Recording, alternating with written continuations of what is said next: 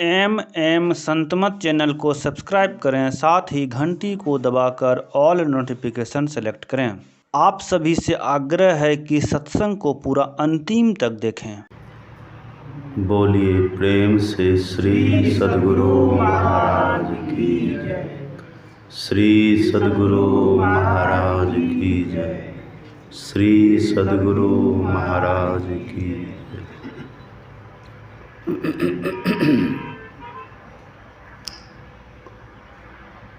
परम आदरणीय सत्संग प्रेमी महानुभावों, पूजनीय माताओं तथा भक्तिमती बहनों,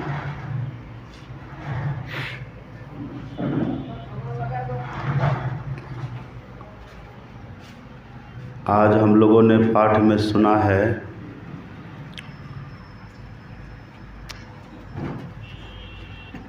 सत्संग और संत का लक्षण। आज हम लोगों ने इसी विषय पर पाठ भी सुना और उसकी व्याख्या भी सुनी है। प्रसंग आपने सुना, भगवान श्री राम अपने सभी भ्राताओं के साथ और हनुमान जी के साथ भी अपने उद्यान में सैर कर रहे हैं, चहलकदमी कर रहे हैं। आगे भगवान हैं, पीछे सब भाई चल रहे हैं और हनुमान जी भी साथ में हैं। टहल भी रहे हैं, सैर भी कर रहे हैं और तरह तरह की वार्ताएं भी हो रही है साथ साथ। अचानक उसी क्रम में आपने सुना पाठ में 4 ऋषि वहाँ आते हैं और चारों ऋषि देखने में 5 साल के बच्चे की तरह लग रहे हैं। चारों ऋषि आए हैं और चारों का नाम सनकादि लिखा हुआ है। अपने यहाँ कई नाम ऐसा है जो मिलता जुलता है, जैसे सनकादि, शौनक आदि, सुखदेव, ये सब मिलता जुलता नाम है, लेकिन सब अलग अलग है। सनकादि कहने का भाव है सनक, सनंदन, सनातन और सनत कुमार, ये 4 ऋषि। और शौनक आदि कहने का भाव है शौनक जी महाराज और 88,000 ऋषि मुनि लोग। और सुखदेव जी तो आप जानते ही हैं, वेदव्यास जी महाराज के पुत्र, जिन्होंने परीक्षित को भागवत की कथा सुनाई।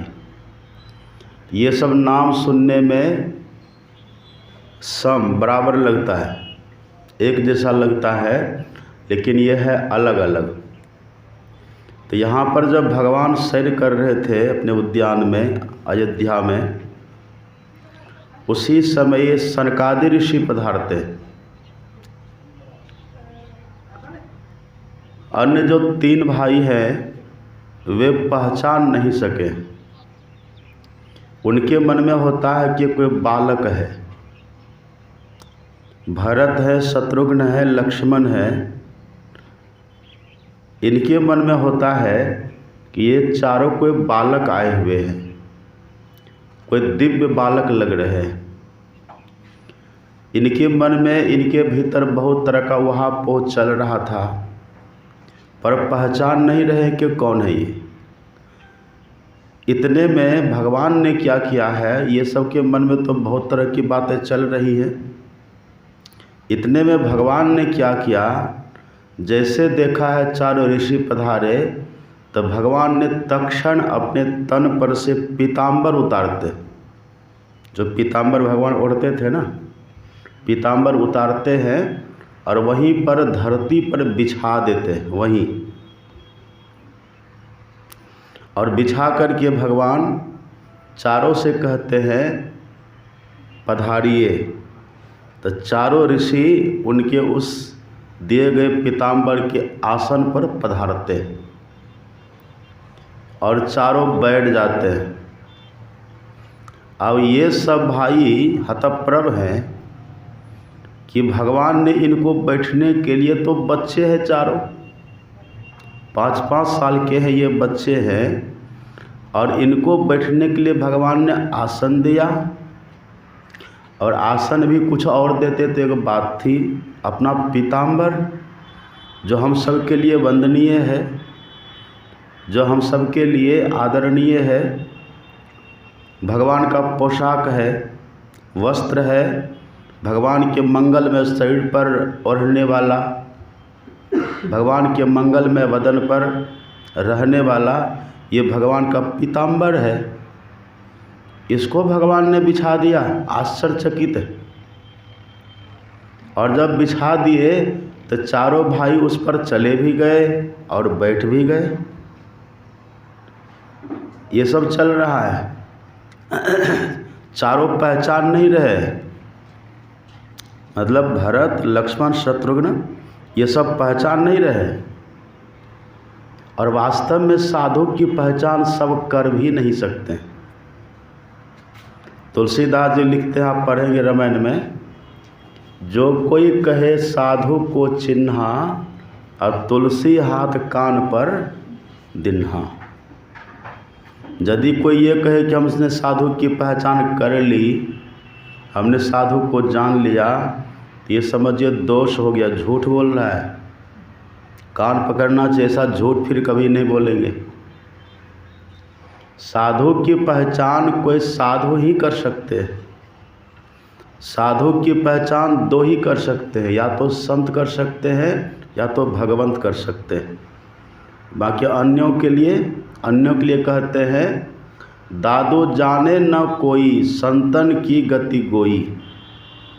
संतों की जो गति है, संतों की जो पहुँच है, संतों की जो पकड़ है, संतों की जो लीला है, वो गोपनीय है। गोई गोपनीय, गुप्त है, सब नहीं जान सकते। संत की गति कहाँ तक होती है? अविगत अंत अंत अंतर पट अगम अगाध अगोई। संत सब के लिए गोई मतलब गोपनीय है, गुप्त है, और संत के लिए सब कुछ अगोई है। संत सब के लिए गोई और संत के लिए दुनिया का सब अगोई। कारण क्या है? कारण यही है कि संत की गति वहाँ तक होती है, संत वहाँ तक जाते हैं जिससे आगे रास्ता ही नहीं बचता, जिससे आगे कुछ है ही नहीं, जिससे आगे जहाँ जा कर के सब कुछ समाप्त हो जाता है। सुने ना आप? संत कहते हैं अविगत अंत अंत अंतर पट। तीन बार आया ना, अंत अंत अंतर पट, 3 बार। इसका मतलब क्या है? अब पर्दा कितना है जानते हैं ना आप? पर्दा भी 3 है, अंधकार का पर्दा है, प्रकाश का पर्दा और शब्द का पर्दा, 3 पर्दे। तो जो संत होते हैं तीनों पर्दों को पार किए हुए रहते हैं। अंधकार को पार करके प्रकाश में रहते हैं, अब प्रकाश को पार करके शब्द में, और शब्द भी पर्दा है तो उनको भी पार कर जाते हैं, उधर निःशब्द है। इससे बड़ा कोई पद है ही नहीं और इससे आगे कोई जा सकता नहीं। तो जितनी दुनिया है संसार की सब इसी के भीतर है। जितनी गति कोई कर सकता है संसार में सब इसी के भीतर है। और संत पूर्ण कर चुके होते हैं, उनकी गति पूर्ण हो गई होती है। अब उनको कहीं चलना फिरना बाकी नहीं रहता, पूर्ण गति कर लेते हैं, वो पहुंच जाते हैं। दादू जाने न कोई संतन की गति गोई, अविगत अंत अंत अंतर पट अगम अगाध अगोई। शून्य शून्य शून्य के पारा, अगुण सगुण नहीं दो। ये 3 शून्य के जो परे चले जाते हैं उनके लिए सगुण निर्गुण सब एक हो जाता है, वही कहलाते हैं संत। ऐसे जो संत हैं ये सबके लिए जानने लायक सब इनको जान नहीं सकते। सुन रहे बात? ये संत का चरित्र है। भगवान आप बनेंगे कि नहीं ये तो बाद की बात है, लेकिन संत तो सबको बनना ही पड़ेगा। आज बने कि कल बने, संत सबको बनना है। इसमें किसी को दुविधा नहीं रखनी चाहिए। अगर जल्दी बन गए तो ठीक ठाक है, और देर से बनेंगे तो थोड़ा खतरा है। अलसा करके बनेंगे, आलसी बन करके बनेंगे, अटर मटर करके बनेंगे तो थोड़ा खतरा है। और सहजता से बन गए, स्वाभाविक ढंग से बन गए तो सुख है, शांति है। लेकिन संत तो एक दिन सबको बनना ही पड़ेगा। संत बने बिना कल्याण नहीं है, क्योंकि आपको वहाँ जाना है जहाँ से आप आए हैं। एक मिट्टी का ढेला लीजिए हाथ में, उछालिए आकाश की तरफ, आकाश में रहेगा सब दिन। एक मिट्टी का ढेला लीजिए और उसको फेंक दीजिए आकाश में। अब वो ढेला के हम धरती पर नहीं जाएंगे, संभव है? वो ढेला कह के हम धरती पर नहीं जाएंगे, अब तो संभव है क्या? उसको हर हालत में धरती पर आना ही पड़ेगा। क्यों आना पड़ेगा? क्योंकि वो उछाला है गया है धरती पर से, क्योंकि वो धरती का ही अंश है। तो जब जो धरती से उछाला गया है उसको धरती पर आना ही पड़ेगा। जो धरती का अंश है उसको धरती से मिलना ही पड़ेगा। इसी तरह से आप और हम भी कहीं से उछाले गए हैं। आप और हम भी कहीं से आए हैं। आप और हम भी किसी के अंश हैं। कहाँ से आए हैं, किन के अंश हैं? रामायण पढ़ने वाले जानते हैं। ईश्वर अंश जीव अविनाशी, अचेतन अमल सहज सुख राशि। ये हम लोग हैं। हम लोग ईश्वर के अंश हैं, उनकी संतान हैं। ऐसी को हमारे सदगुरु महाराज जी लिखते पदावली में पढ़िए, करहूँ अनुग्रह प्रीतम साहब, तुम अंशक मैं अंश हो, और तुम सूरज मैं किरण तुम्हारी, तुम वंशक मैं वंश हो। तो ये तो करना ही पड़ेगा।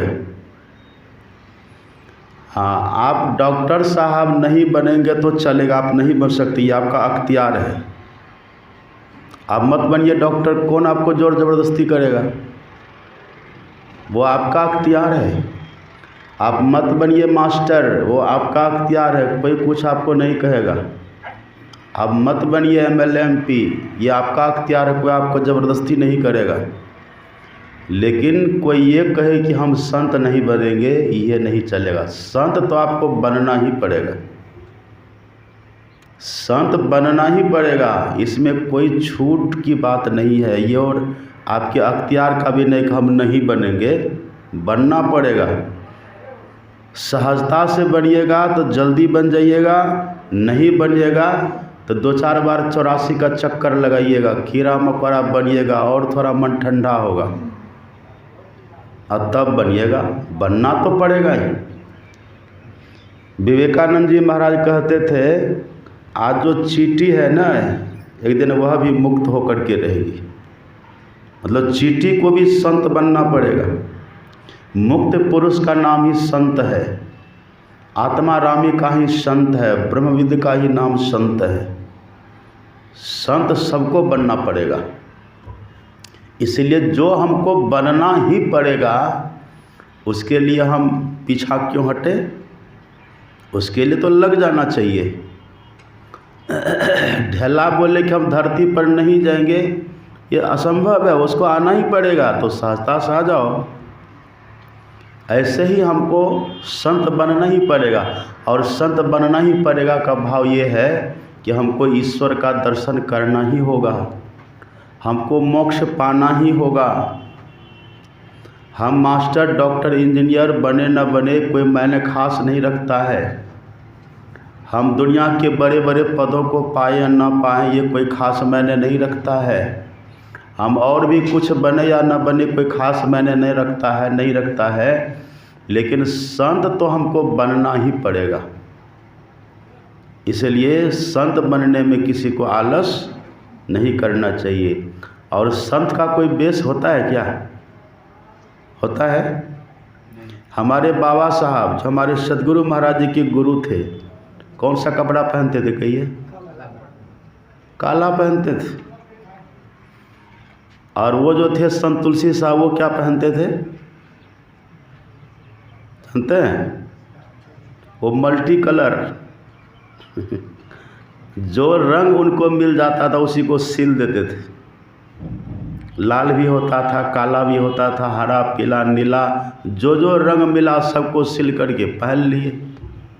ये कौन सा वेश है कहिए? कबीर साहब किस वेश में रहते थे? सफ़ेद, देखिए उनका वेश सफ़ेद आपको दिखेगा। गुरु नानक साहब किस वेश में रहते थे? उनका न सफ़ेद है न गेरुआ है, बीच का रंग उनका देखिए।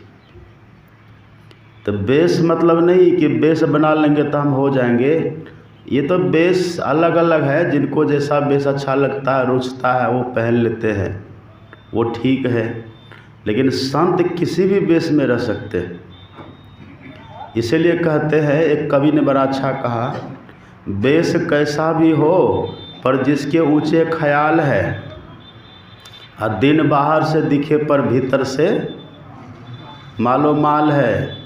कोई कहता भिक्षु है, कोई कहता कंगाल है, अब पर गुदरी पहने वो गुदरी का लाल है। वेश से किसी की पहचान नहीं कर सकते आप। हाँ, इसका मतलब ये नहीं कि वेश का महत्व नहीं है, सो बात नहीं है। वेश का महत्व अपनी जगह है। अभी यहाँ देखते हैं इसी सत्संग हॉल में दो दो वकील बैठे हुए, दोनों वकील साहब बैठे हैं, लेकिन इनका भी तो वेश है नहीं। अब कोई कहेंगे कि ये वकील साहब हैं, कोई नहीं कहेंगे। अभी ये अपने ड्रेस में भी हैं, ये सहज वेश में भी हैं। यही जब वहाँ जाएंगे कोर्ट में, इसी वेश में जाएंगे, तो जज साहब बहस करने देंगे इनको? कहेंगे नहीं साहब, आप पहले जाइए अपना वेश बदलिए, वकील का जो वेश है वो वेश पहनिए और आ करके तब बहस करिए। इस वेश में बहस करना चाहेंगे तो थोड़ा ऑब्जेक्शन वो कर सकते हैं। तो वेश का महत्व हो गया कि नहीं? वेश का महत्व तो होता है। अभी यहाँ बैठे हैं ना हम लोग, एक बार ये घटना घटी थी। ये नीचे के मंजिल में सत्संग चल रहा था हम लोगों का, नीचे के मंजिल में। हाँ, दीना उस दिन थे नहीं, कहीं बाहर चले गए थे। अब बाकी और सब बहुत लोग थे यहाँ। एक व्यक्ति आ गया, वो जो पहना जो था हाफ पैंट था और टी शर्ट पहना था, फौजी का ड्रेस लग रहा था। तो आ गया, कहा कि हम फौजी हैं। शंभू बाबा हमारे बोल रहे थे, प्रवचन कर रहे थे उस समय। उनसे सट करके खड़े हो गए और उनको सीधे अनाप शनाप बकने लग गए। अब सब टुक टुक देख रहे, ये क्या हो गया। अब सब डर इसीलिए गए कि ये फौजी हैं, ये पुलिस है, ये पुलिस। लॉकडाउन चल रहा था, कोरोना का कहर था। और वो सीधे आगे कहते हैं कि आप लोगों ने मास्क क्यों नहीं पहना, ऐसे क्यों बैठे हैं। अब हम भी थोड़ा घबरा गए थोड़ी देर के लिए कि बात तो इसका कहना ठीक है, मास्क नहीं पहने हैं। कहा अभी सबको अरेस्ट करेंगे हम। अरे बाबा, अब शंभू बाबा को चलिए नीचे गाड़ी में बैठिए, आपको ले चलेंगे। और नीचे जो स्टाफ सब था उसको दो चार झापर भी लग गया, दो चार को मार भी दिया। अब सब घबरा गए, अब क्या होगा। और सत्संग को बीच में ही स्थगित करना पड़ा, आरती करनी पड़ी हम लोगों को। अब कोहराम मचा दिया, लगभग 10 से 15 मिनट यहाँ रहा होगा, परेशान कर दिया सबको। अब बाद में पता चला वो फौजी उजी कुछ नहीं था, वो लोग सब यहाँ के शराबी जुआरी कबाबी सब थे और आकर के खा मखा परेशान करके गए। बाद में फिर सब आकर के क्षमा याचना क्षमा मांगा कि अब जो हुआ हुआ, गाँव वाले सब अब माफ़ करिए, तो उनको फिर क्षमा दिया गया। तो ये देख रहे हैं ना। अब वो जो थोड़ा सा जो पहन लिया था, उसका जो ड्रेस वैसा था, सबको हो गया कि पुलिस ही है।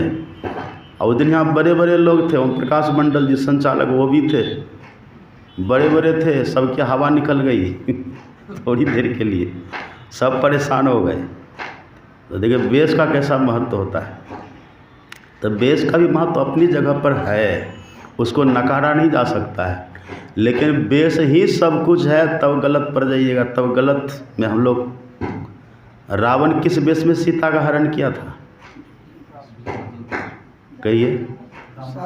साधु का वेश बना के हरण किया था। कालनेमी ने हनुमान जी को किस वेश में ठगा था?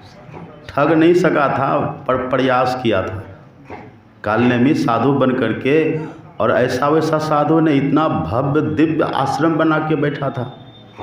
उधर हवन गृह है, उधर पूजा गृह है, उधर वो भवन, उधर वो भवन, उधर हवन हो रहा है, उधर कीर्तन चल रहा है, उधर गायें बंधी हैं, उधर ब्रह्मचारी घूम रहे हैं, उधर ब्रह्मचारिणी घूम रही हैं।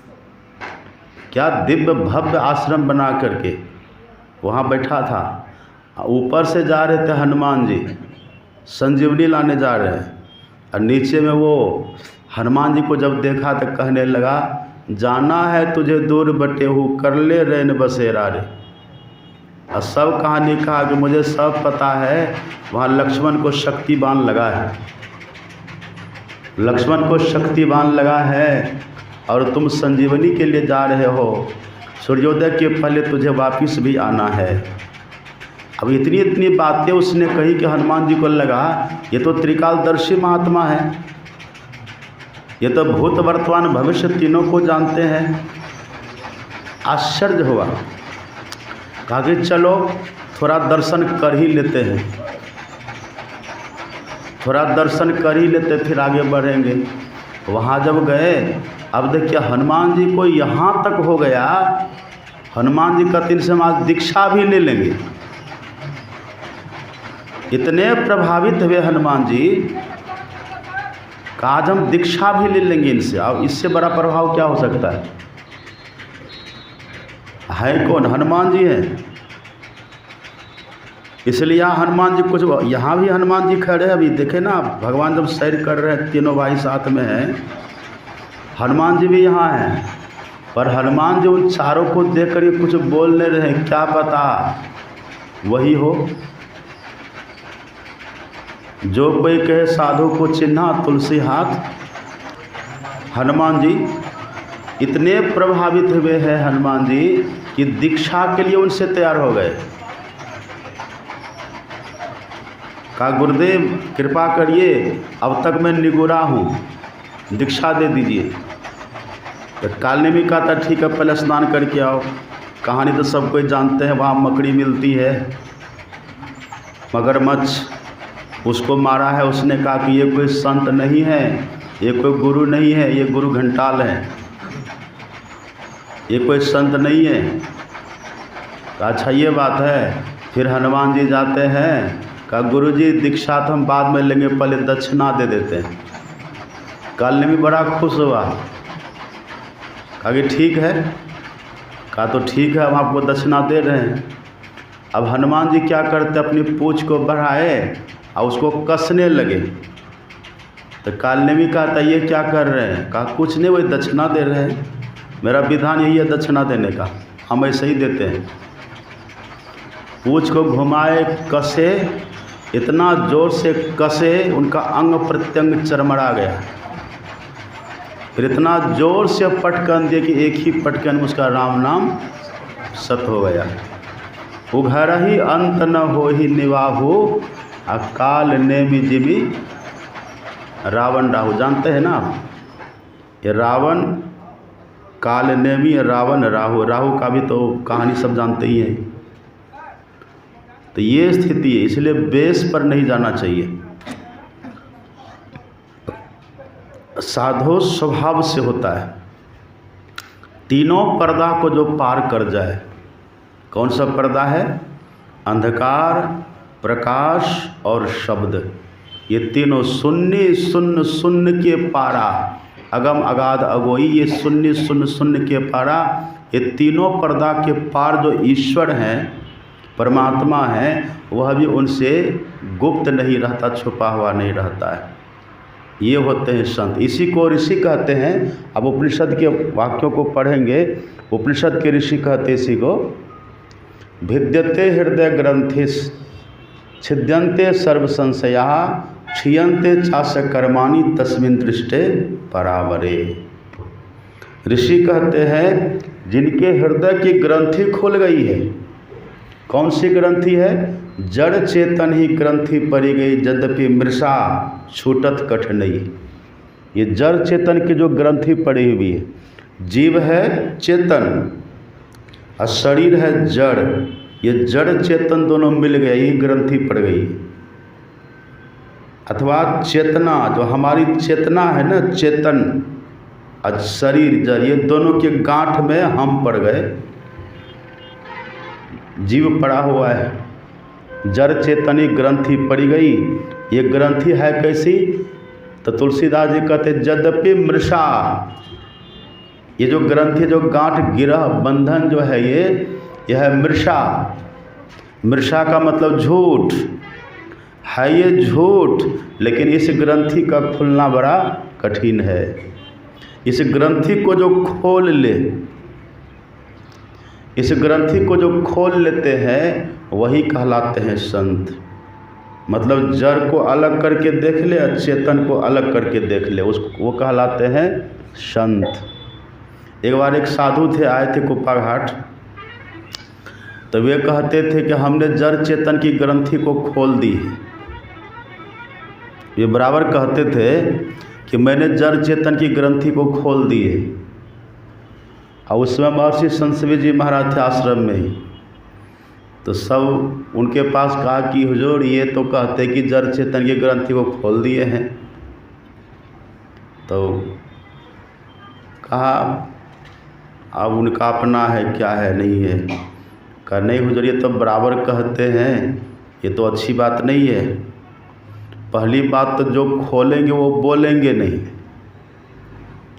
जो खोलेंगे ग्रंथि को वो बोलेंगे नहीं।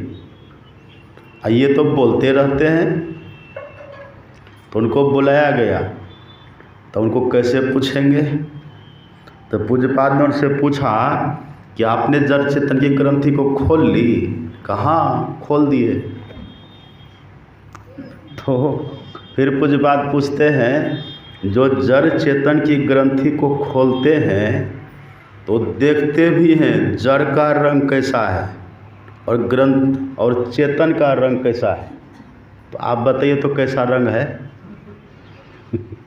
ये जब प्रश्न किए तब वो चुप मौन हो गया। जोगी सामने धुरखेल होता है, तब वो मौन हो गया।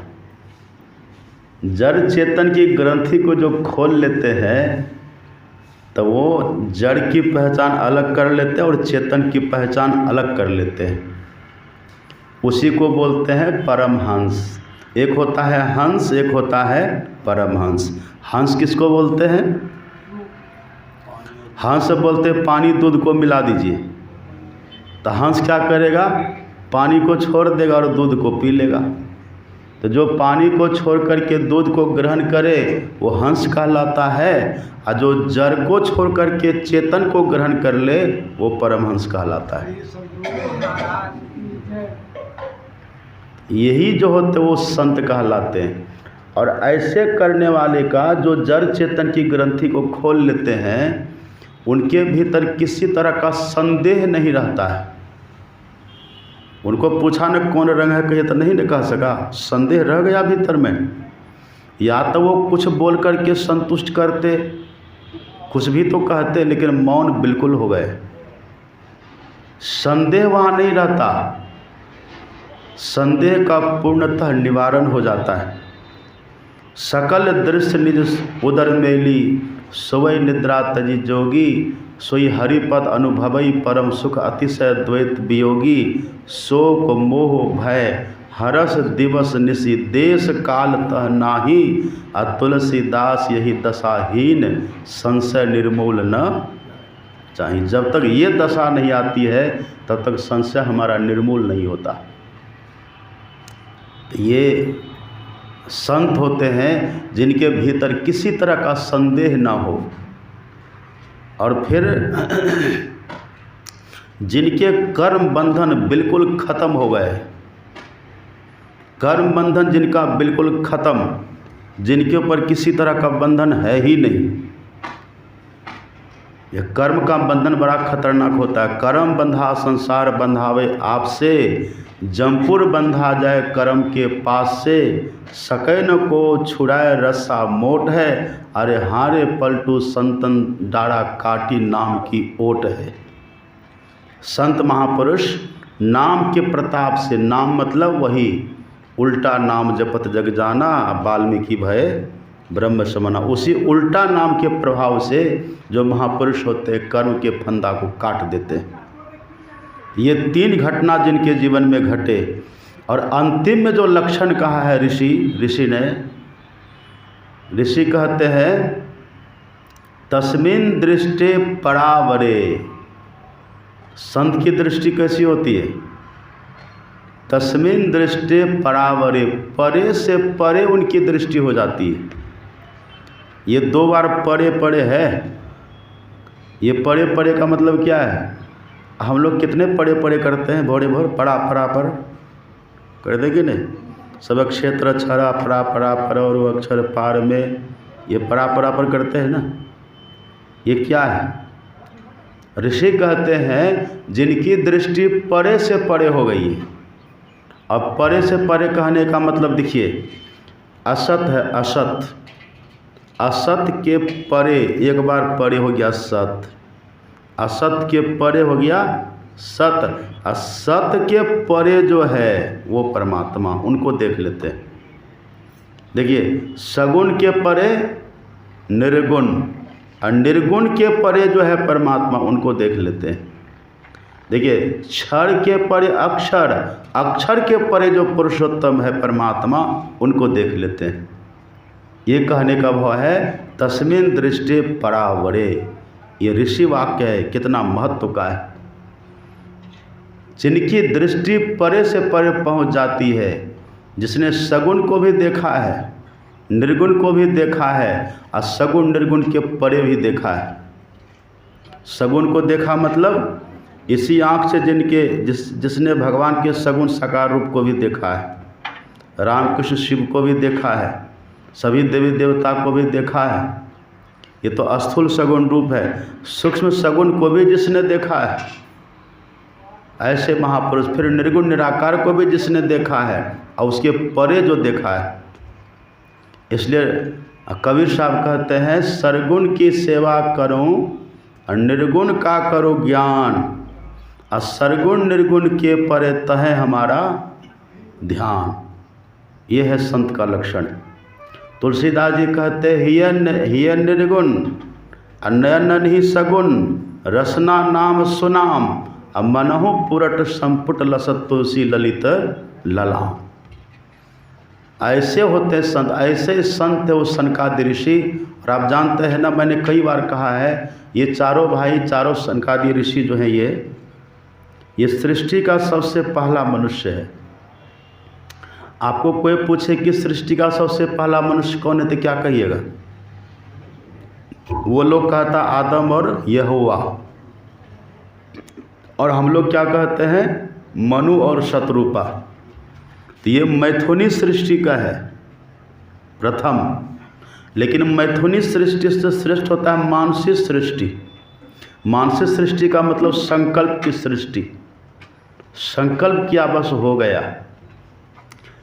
मानसिक सृष्टि में स्त्री पुरुष की कोई आवश्यकता नहीं है, वहाँ संकल्प से सृष्टि होती है। पर मैथुनी सृष्टि में स्त्री पुरुष की आवश्यकता होती है, तो वहाँ है आदम, यहोवा या मनु, शत्रुपा, वहाँ है। लेकिन सृष्टि का प्रथम जो है ये मानसिक सृष्टि, उसका भी जो प्रथम मनुष्य है वो कौन है? सनकादि ऋषि है। वो गृहस्थ है कि विरक्त है? सृष्टि का आरंभ वहीं से है, सृष्टि की शुरुआत वहीं से है। मानसिक सृष्टि की शुरुआत है विरक्त से, और ये मैथुनी सृष्टि की शुरुआत है गृहस्थ से। ये मनु, शत्रुपा, इनकी 5 संतान है। कौन सब है? 2 पुत्र है 3 पुत्रियां हैं, जानते हैं ना आप। आकुति, देवहूति, प्रसूति 3 पुत्रियां हैं। उत्तानपाद, प्रियव्रत ये 2 पुत्र है। पर सनकादिक ऋषि का कोई संतान नहीं है।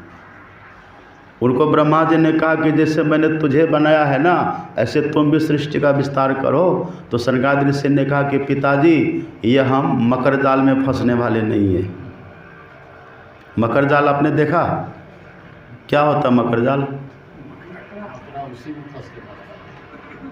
है, हमसे ज़्यादा व्याख्या आप कर दीजिएगा। मकर जाल मतलब क्या करता है मकड़ा? क्योंकि आपको अनुभव है। देखिए मकड़ा क्या करता है, अपने भीतर से जाला निकालता है, अपने भीतर से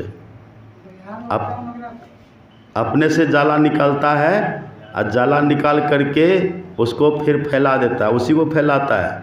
अब फैला कर खुद उसी में फंस गया। फंसता है कि नहीं? हाँ तो वो अपने से अपनी सृष्टि बनाता, अपने से फंसता, फिर अपने से सब वो। ऐसा ही है आप और हम क्या हैं? अपने से पढ़े लिखे। एक अद्भुत बात है, आप बुरा मत मानिएगा, जो भी आज तक पहुँचे हुए संत हुए न, पढ़े लिखे कम ही हुए हैं।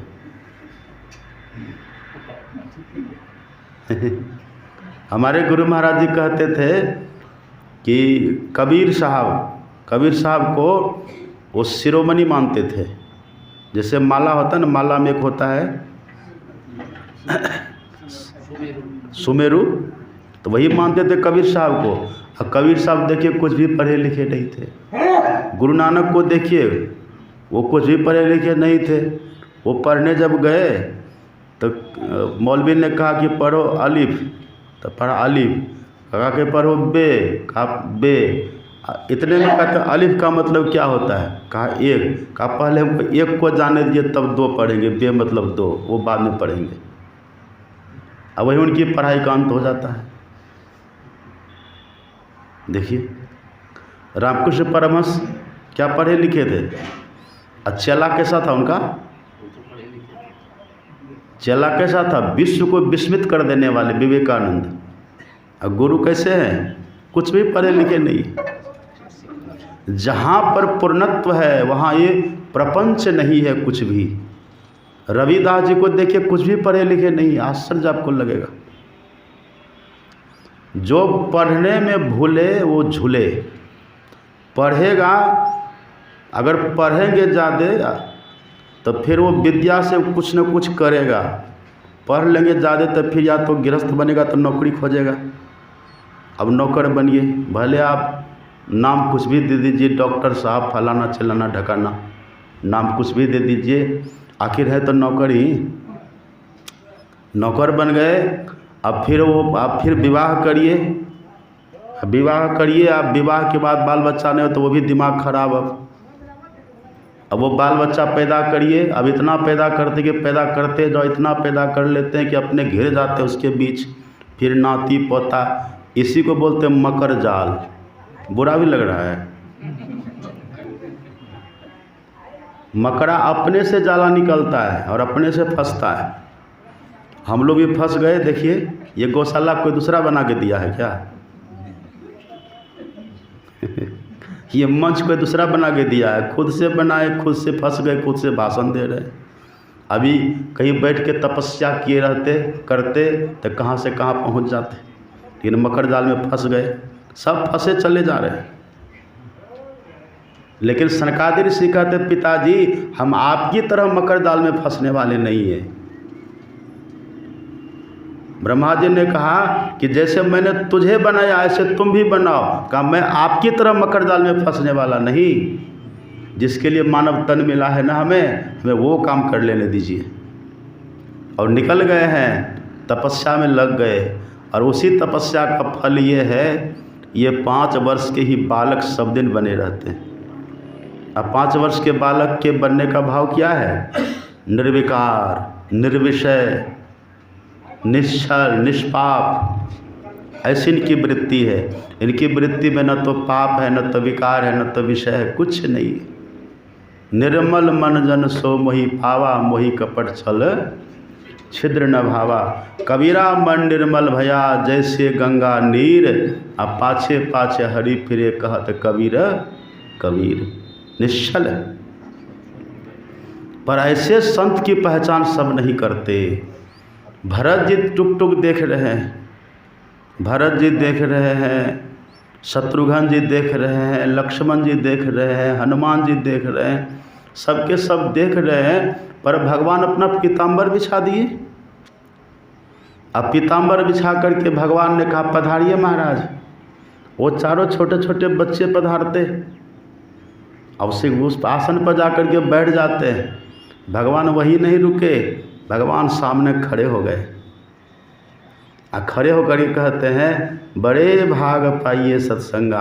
आज बड़ा भाग है कि सत्संग मिला है आपका। बड़े भाग पाइए सत्संगा, अब बिना ही प्रयास होई भव भंगा। बिना प्रयास के भव भंग हो जाता है। ये जन्म मृत्यु का चक्कर छूट जाता है बिना प्रयास के। संत मिले तो प्रयास कुछ भी नहीं करना पड़ता है। अद्भुत है कि नहीं है?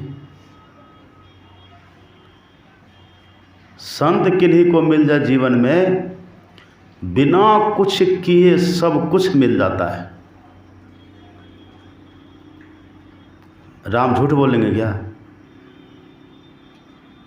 बड़े भाग पाइए सत्संगा, बिना ही प्रयास, बिना प्रयास के। इसमें कुछ लाग लपेट है? इसका अर्थ अनर्थ है? सीधा है। बिना ही प्रयास, बिना प्रयास के, बिना ही प्रयास वही भव भंगा। ये जन्म मृत्यु का जो चक्कर है ना, संसार में जो आवागमन का दुख है, ये संसार में आना जाना जो लगा है, ये संत के संग से राम बोल रहे हैं कि बिना प्रयास के खत्म हो जाता है। कितनी बड़ी बात है ये। इसी बात को संत पलटू दास जी आप पढ़ेंगे।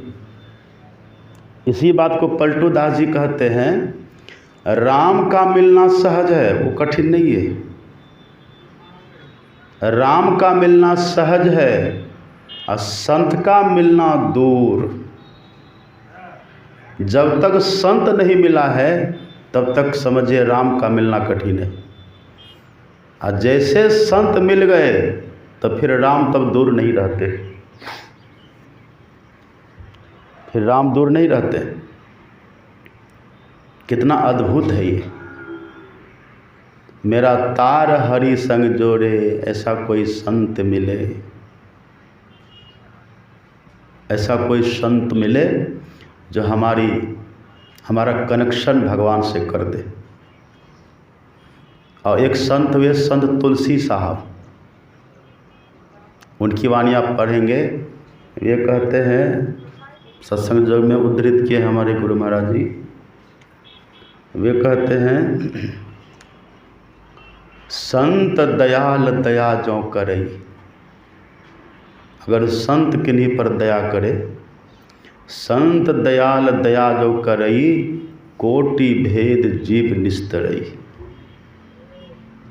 करोड़ों करोड़ों जीव का कल्याण कर सकते हैं संत दयाल। लेकिन यहाँ ब्रेक कहाँ, गियर कहाँ लग जाता है? कभी सोचा आपने? ये हो कैसे जाता है? पलटू दास जी कहते राम का मिलना कठिन नहीं है, संत का मिलना कठिन है। और संत जैसे मिल गए तो फिर राम का मिलना सहज हो जाता है। हमारे गुरु महाराज जी क्या कहते हैं? पढ़िए पदावली में। हमारे गुरु महाराज जी कहते हैं गुरु ही हितु, गुरु ही पितु जाको, जाको गुरु ही सहाई, ते बड़भागी पुरुष कम में ही। आगे क्या है? सहज ही परम गति पाई। गुरु ही हितु जाको, गुरु ही हितु, गुरु ही पितु जाको, जाको गुरु ही सहाई, ते बरभागी पुरुष कम में ही सहज परम गति पाई। सहज, सहज का मतलब क्या होता है? एक है सहज, एक है कठिन। सहज का उल्टा होता है कठिन। सरल का उल्टा होता है कठिन। ये विपरीतार्थक शब्द है, ये विपरीतार्थक शब्द है, ये एक दूसरे का उल्टा है। हमारे गुरु महाराज जी कहते सहज। बस शर्त क्या है? शर्त क्या है? शर्त इतना ही है, गुरु ही हितु गुरु ही पितु जाको। जो गुरु महाराज को ही अपना हितैषी समझे, दूसरा को नहीं। जो गुरु महाराज को अपना पिता समझे, दूसरा को नहीं। गुरु ही हितु जाको, गुरु ही हितु और गुरु ही पितु जाको। एक बार कुप्पा घाट में टहल रहे थे, कई महात्मा थे। रात का भोजन करके हम लोग टहल रहे थे। समाधि का जो पुल है ना, पुल पर कई महात्मा थे। तो टहल रहे थे सब आदमी। तो सब माँ की बड़ाई कर रहे थे, अपनी अपनी माँ की बड़ाई सब कर रहे थे। अब बड़े बड़े महापुरुष सब थे। हाँ, माँ के पटतर तो कोई दे ही नहीं सकता है। माँ माँ होती है, माँ का पटतर कोई दे ही नहीं सकता। तो हम धीरे से बोले, गुरु महाराज हम एक पढ़ दिए, सुना दिए।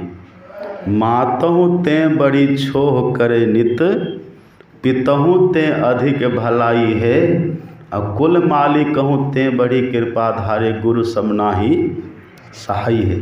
तो उधर से एक कहती तो हम भी जानते थे। तो हम बोले आप भी जानते, तो आप बोले कहाँ? तो कह देते माँ का पटतर कोई दे ही नहीं सकता। जिसको गुरु के सिवा कोई दिखे ही ना, गुरु ही हितु जा, गुरु ही हितु और गुरु ही पितु जाको।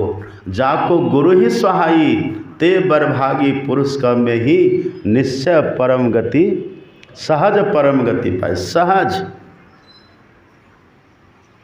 जिस दिन यह दिल में बैठ जाएगा कि मेरे लिए गुरु महाराज के सिवा कोई है ही नहीं।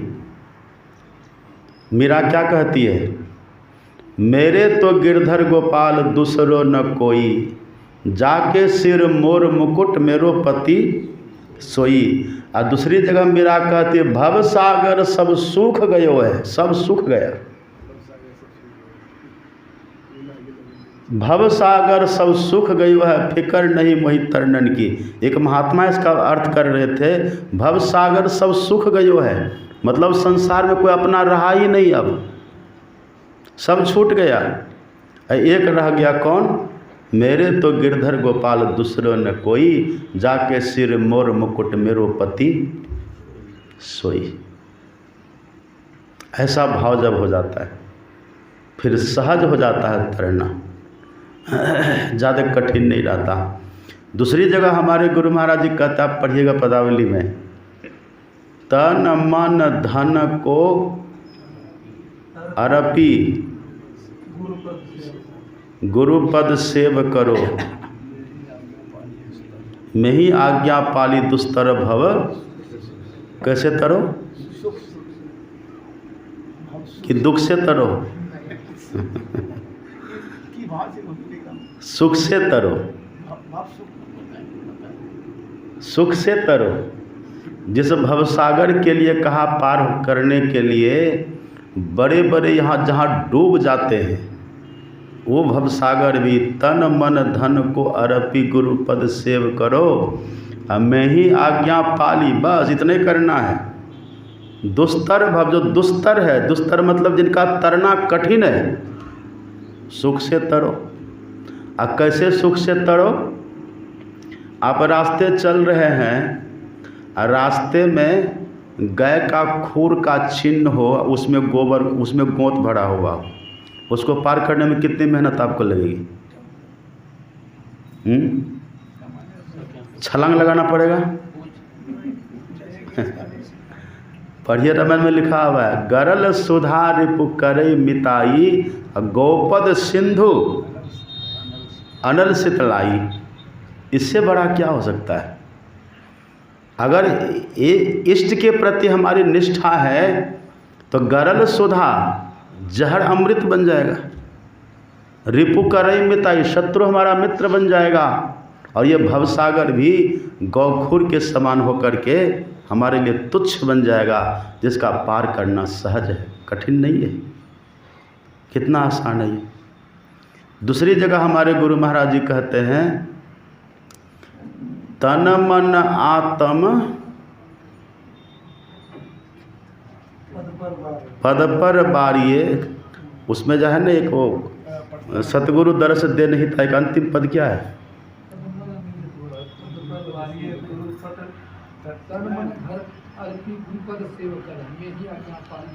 ना ना ना, ये जो है ना, सतगुरु दर्श दे नहीं ताए, भाग जगे हमरे। जी नहीं नहीं नहीं, वो अलग है। हाँ, शुभ शुभ भा सगड़े, भागे पुण्य सकल डगड़े, तन मन धन आत्म करी अर्पण में ही आजू तरे।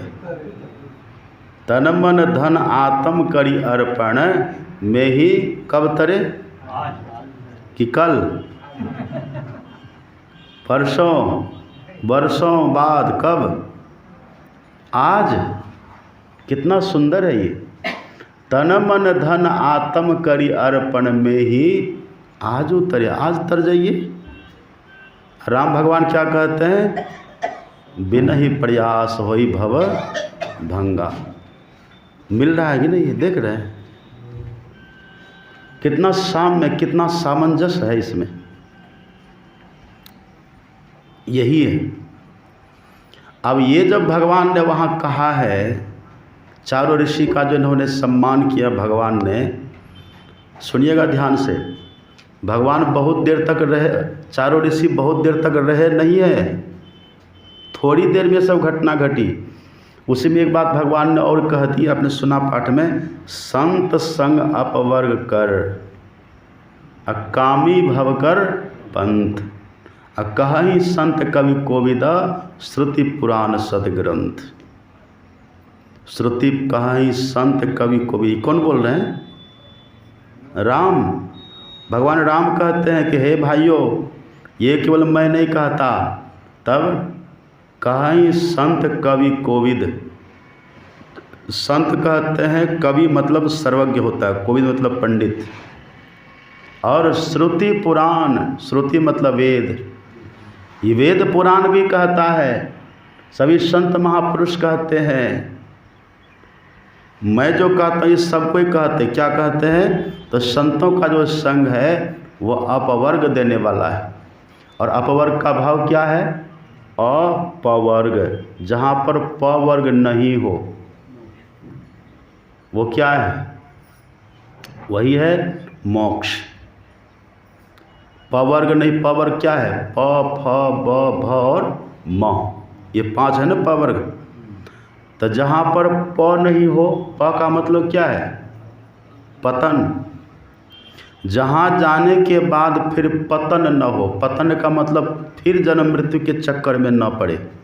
यद गत्वा न निवर्तन्ते तद्धाम परमम मम, तजी जोग पावक दे हरिपद लीन भई जहाँ नहीं फिरे, ये पतन जहाँ नहीं हो वो है अपवर्ग। अब फ का मतलब जहाँ कर्मों का फल बांधने वाला नहीं रहा है ना। भिद्यते हृदय ग्रंथि छिद्यंते सर्व संशया क्षीयंते चास्य कर्माणि, जहाँ कर्म के फल से बंधते नहीं कोई, वो है अपवर्ग।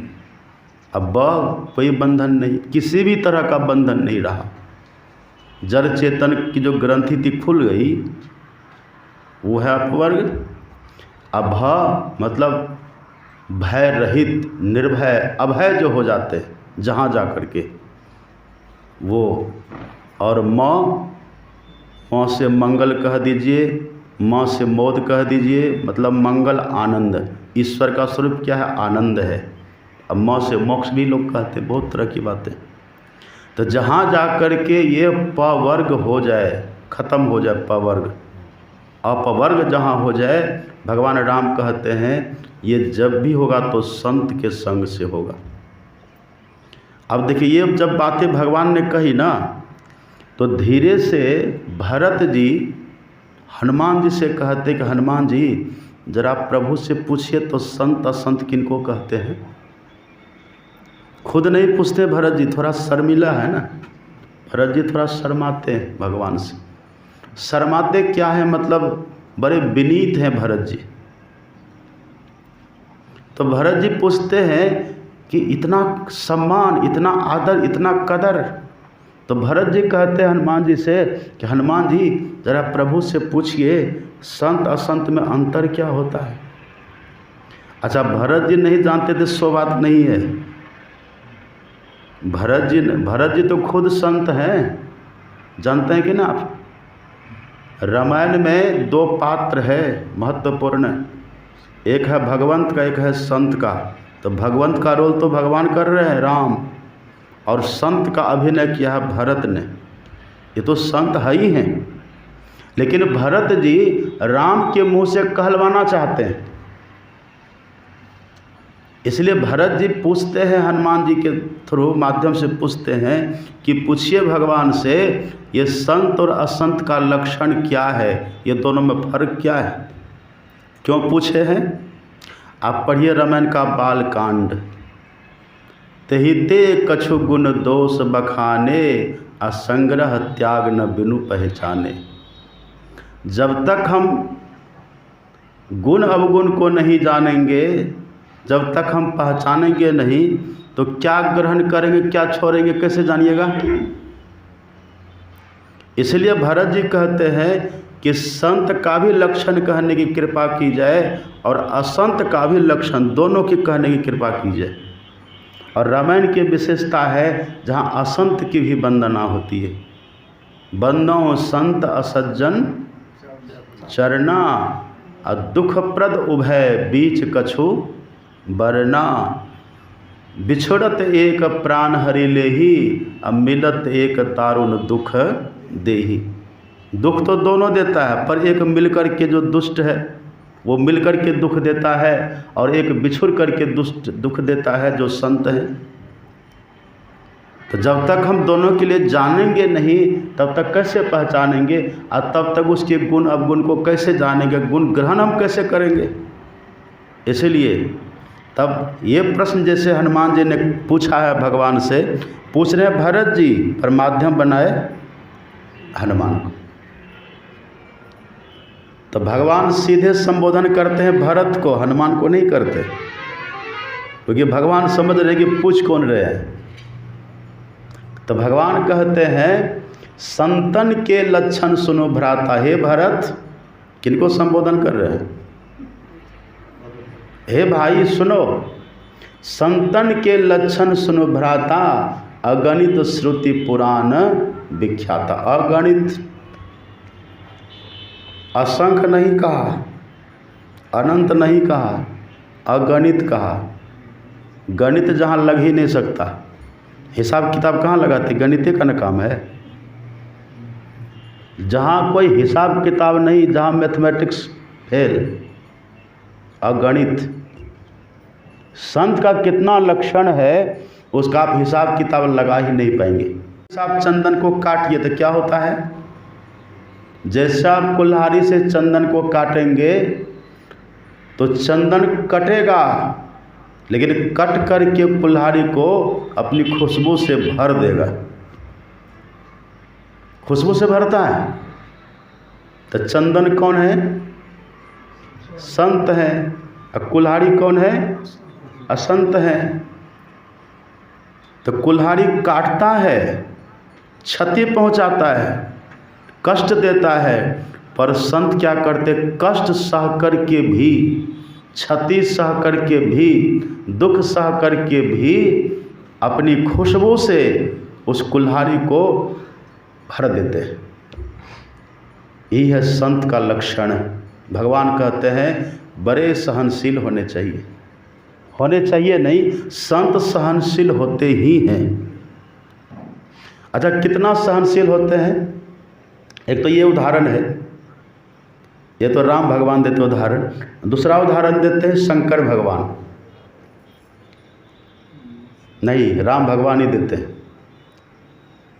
बूंद आघात सह ही गिरी कैसे, बूंद आघात, वर्षा के समय में पानी का बूंद गिरता है ना, तो पानी का जो बूंद गिरता वर्षा के समय में पहाड़ पर गिरता है, तो क्या उससे पहाड़ को कोई क्षति होती है? और उसको कहने सहने में कोई कठिनाई है? सहने में कोई कठिनाई नहीं है। बूंद आघात सहई गिरी कैसे, अखल के वचन संत सह जैसे। जैसे संत दुष्टों के वचन को सहते हैं, कैसे सहते हैं? जैसे पहाड़ वर्षा के बूंदों के प्रहार को सहता है। अब पहाड़ पर अगर वर्षा का बूंद गिरे तो कोई कष्ट होगा? कोई कष्ट नहीं होता है।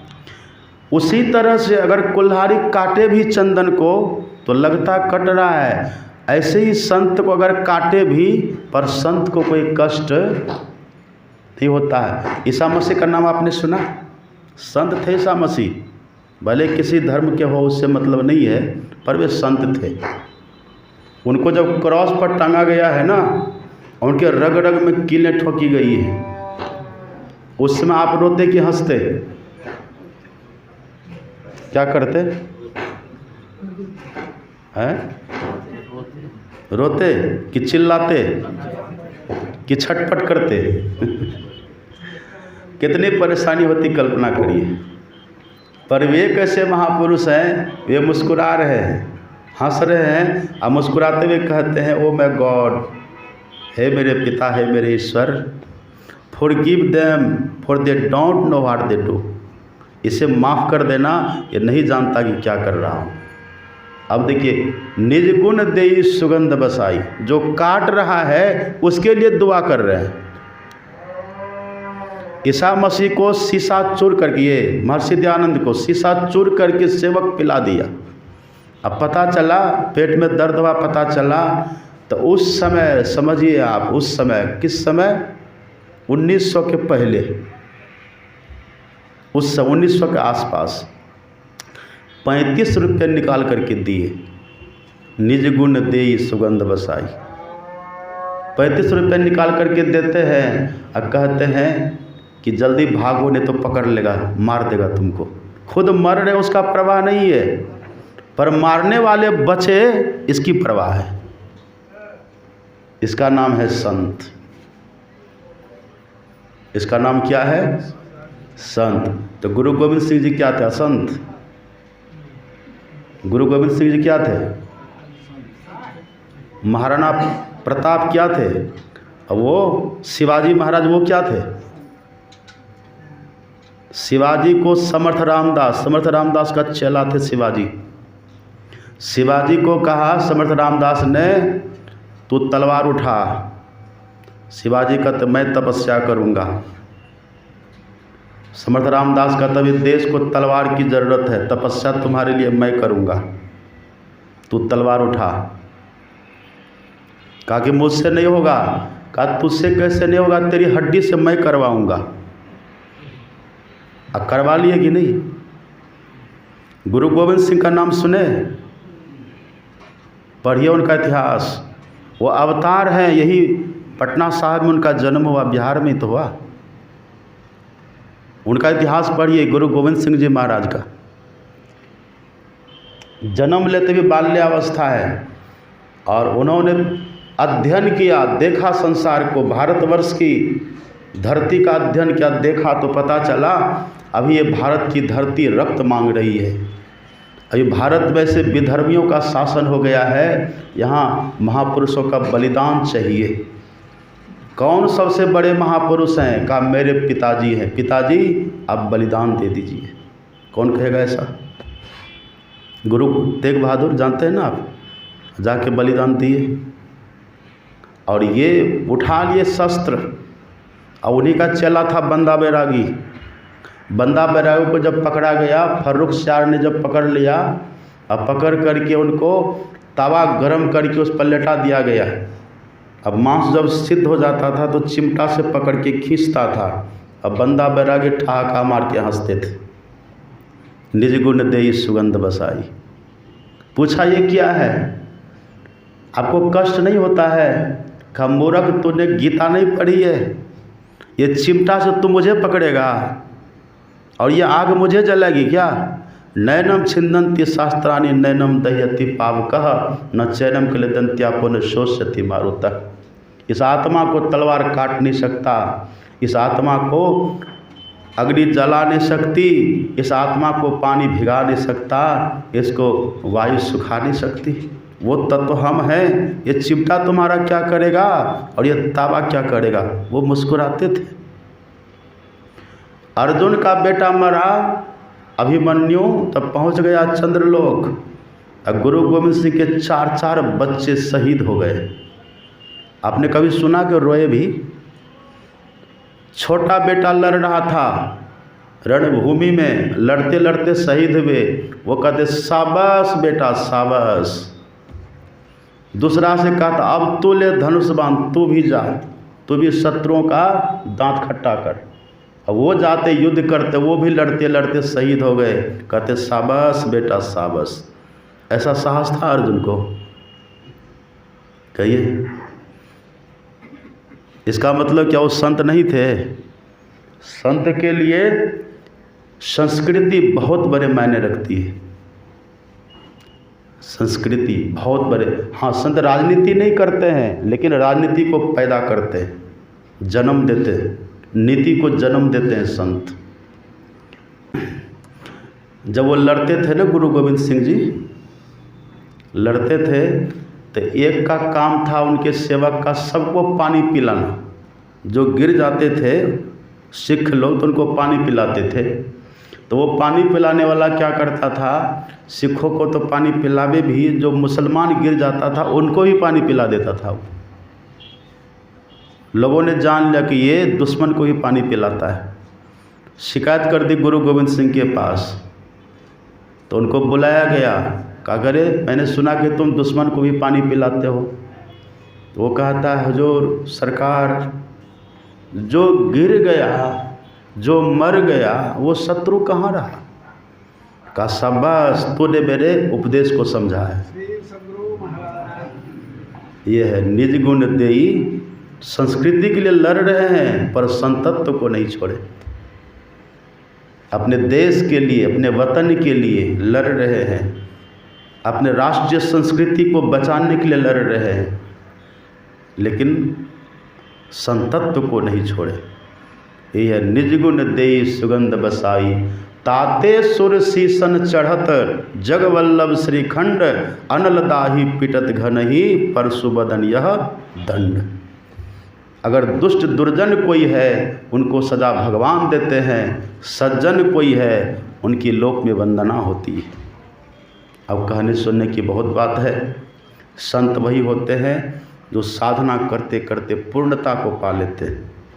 तो संत हम सबको बनना है। लक्ष्य रखिए संत बनने का। आप मास्टर बनने का लक्ष्य नहीं भी रखेंगे तो चलेगा, दुनिया के बड़े बड़े पद पाने का लक्ष्य नहीं भी रखेंगे तो चलेगा, लेकिन आज से और अभी से सब अपने भीतर में बैठा लीजिए कि हमको संत बनना है। बनना है तो बनना है।